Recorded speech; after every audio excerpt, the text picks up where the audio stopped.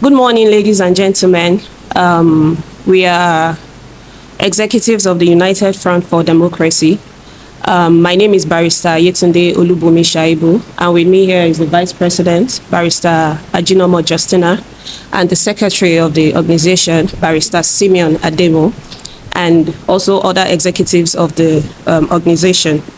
We are here today to give a press briefing on the recent need to protect democracy in Kogi State and to stop any form of bastardization of our judicial system as regards the filing of the electoral petition at the Electoral Tribunal. As a civil society organization, the United Front for Democracy is non-partisan, and our commitment is to protect the democratic values and ensure that our judiciary is not slaughtered on the slab of political desperation and corruption. Our organization has credible intelligence that the candidate of the Social Democratic Party, SDP, is yet to file his petition against the winner of the election, Alhaji Usman Ahmed Ododo, as at today, during the time of this press conference, and that is 22 days after the declaration of results.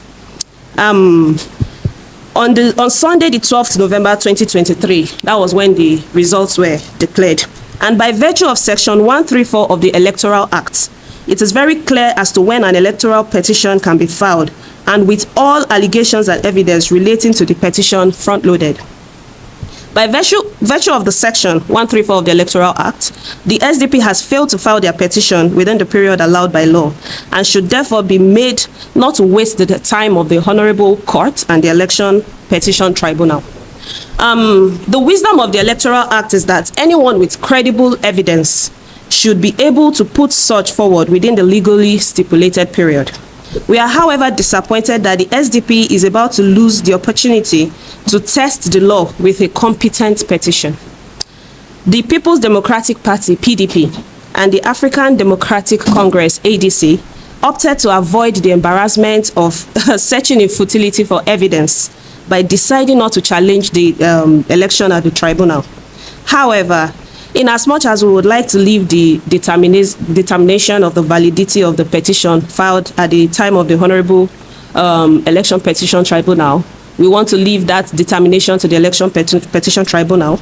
We owe the populace a social and legal responsibility to expose a clandestine move by the SDP and its candidates to file their petition through the backdoor and backdate same to circumvent the provision of the Electoral Act. We are not going to allow that. Our very credible source revealed that the SDP and its candidates are still preparing their petition at the time of this press conference, and with the intention of filing the same within the week and have it backdated so as to make it look as if it was filed within the legally stipulated time. This must not be allowed to happen in the spirit of justice, equity, and fairness. As a civil society organization, our wish was to see the elections challenged because of democracy, but in a proper way that satisfies the requirements of the administrative, judicial, and legal procedures. Anything short of that will lead to a dangerous compromise and will be challenged with incontrovertible facts and evidence.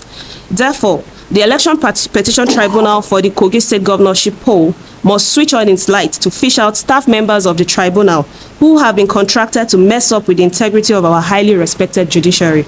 We are watching, and the world is watching, to ensure that the right thing is done. In the same vein, we wish to express our total condemnation of the recent attack on the residence of the resident electoral commissioner in charge of Kogi State.